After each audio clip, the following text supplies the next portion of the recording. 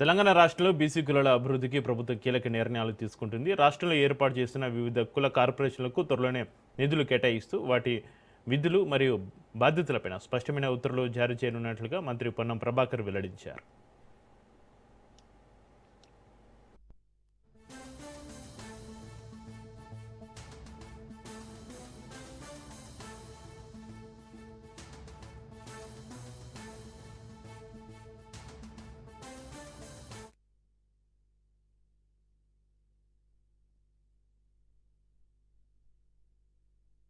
ఇవాళ యావత్ పెరగజాతి చరిత్రలో ఒక శుభదినం.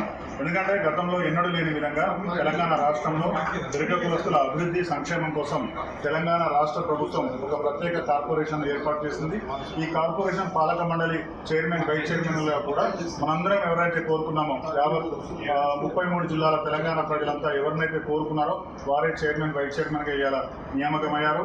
హుజూర్ నగర్ చెందిన సీనియర్ కాంగ్రెస్ నాయకులు, పిసిసి సభ్యులు దొంగరి వెంకటేశ్వర గారు, డివి గారు ఇవాళ చైర్మన్గా, అలాగే భద్రాచలానికి చెందిన సీనియర్ కాంగ్రెస్ నాయకులు వారు కూడా పిసిసి సభ్యులు, వారు వైస్ చైర్మన్గా ఇవాళ పాలక మండలి ఏర్పడ్డది.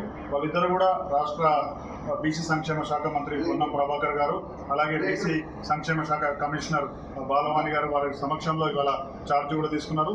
ఇది ఒక మంచి పరిణామం అని చెప్పుకోవచ్చు. రాష్ట్ర ప్రభుత్వం కూడా ఖచ్చితంగా ఈ పెరక కార్పొరేషన్కు ఒక ప్రత్యేకమైన నిధిని ఏర్పాటు చేసి సంక్షేమానికి పాటుపడాలని కోరుకుంటున్నాం. ఇవాళ యావత్